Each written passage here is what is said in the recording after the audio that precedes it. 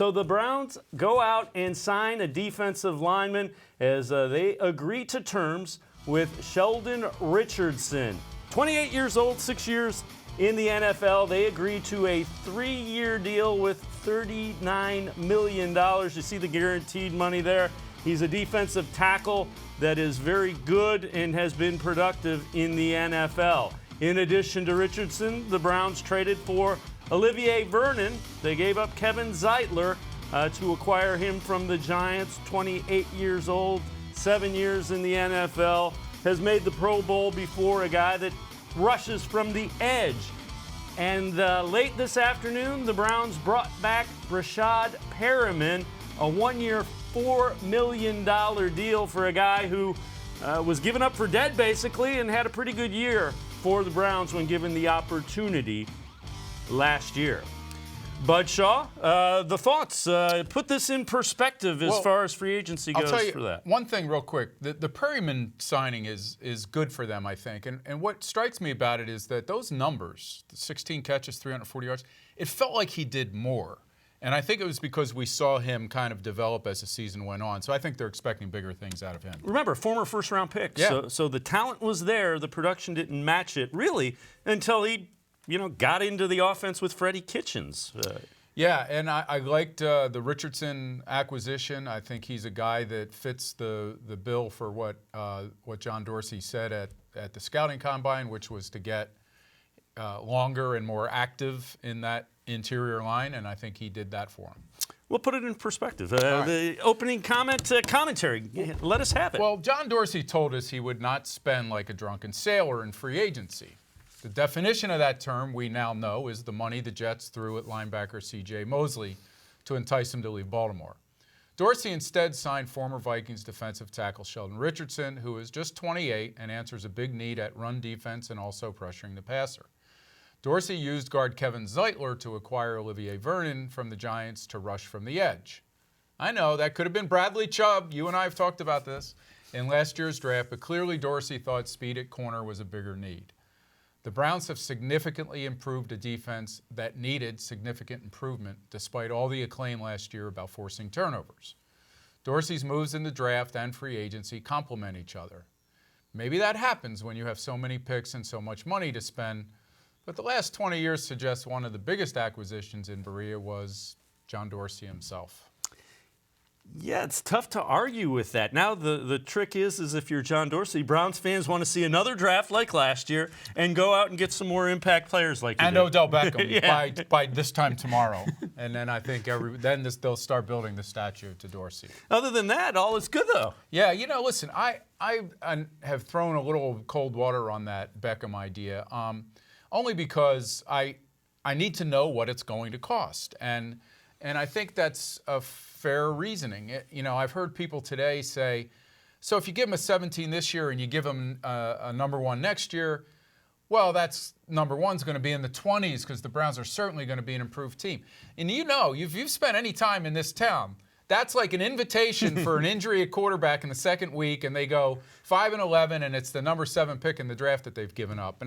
And Odell Beckham is an amazing talent, but he also brings some other issues into the locker room. And if the Browns do proceed with this deal or making an offer and come away with him, I think it's going to speak, Dave, to the fact that they think Baker Mayfield, personality-wise, can handle almost anything. Yeah, and don't forget, Jarvis Landry would be another guy. He went to college with him. Sure. That's one of his very good friends. So they probably feel that would mute it.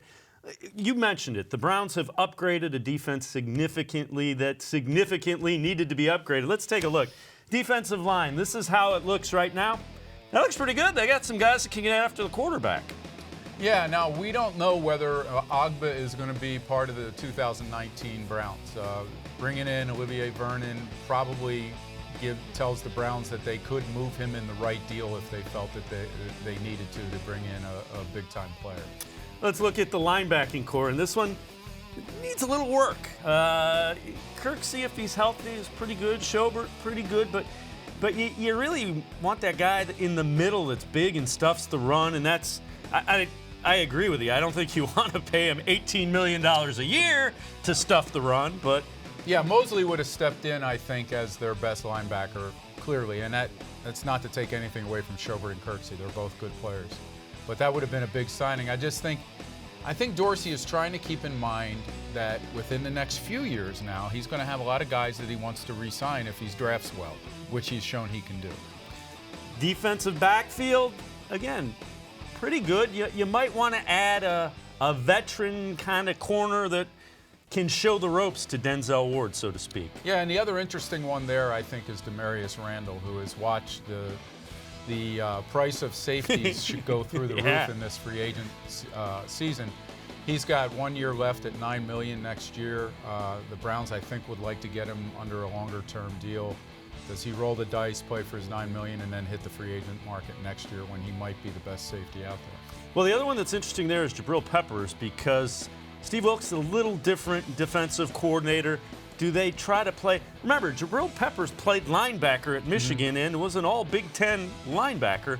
Do you kind of play him in the box and have him move around some? That's a question to be asked of Steve Wilks. And let's look at the wide receivers. Again, not a bad group, but boy, wouldn't you like to have somebody that opens up the underneath stuff for Jarvis Landry? And I'm not sold on Callaway. You and I have gone back and forth on that. I think he has potential. I don't think he's quite there yet. Yeah, the Jarvis Landry thing is interesting to me because they did pay him, they did pay him almost like a #1 receiver last year. I don't think he's a #1 receiver. I think that's why they feel like they could really make themselves a dynamic offense if they could bring in somebody like Beckham. Well, he is probably one of the best underneath receivers who can turn that into big plays. But yeah, if a defense is focusing on Jarvis Landry, it's going to be tough for him to sled. And here is what we're talking about. Odell Beckham, 26 years old, 5th year in the NFL, 3 Pro Bowls. You know the numbers. He's missed 16 games the last 2 years because of injuries. When there's consistent talk about it on a national level as far as Odell Beckham possibly being traded, there's something to that because those national guys have guys in those teams. Yeah, I agree, and I think that the fact that the Giants are listening maybe suggests that they have already regretting the size of the deal that they gave him, and they have to be a little bit leery of how this season might turn out in New York, and if it goes south. Is he going to look at Antonio Brown and see how Antonio Brown, complained his way to a $30 million guaranteed contract? That wouldn't be obviously the goal in Beckham's case because he's already got a lot of money coming. But he might decide that getting out is the best thing for him, and then his value may not be what it is right now. That whole Antonio Brown deal sets a horrible, horrible precedent because he basically got everything that he wanted. He dictated that he was going to get more money out of Pittsburgh, and how do you do it? By not playing Week 16 of the regular season. And I know some people are using this to say, oh, how bad of a GM is Kevin Colbert? Well, he was put in a bad spot in this particular case, and you could blame Mike Tomlin more for it by not, nipping this in the bud as the season was going on. I did disagree when Colbert came out and said, Ben Roethlisberger should be able. Yeah, 25 children. Yeah, or 45 children. There are 52 children on the roster, and he ought to be able to. They ought to listen to him. That's not the way NFL locker rooms work. No, and you don't need to do that. No. I mean, not only did you put the other guys in a bad situation, you also put Roethlisberger in a bad situation with his teammates. Yeah, absolutely. Perhaps even more so.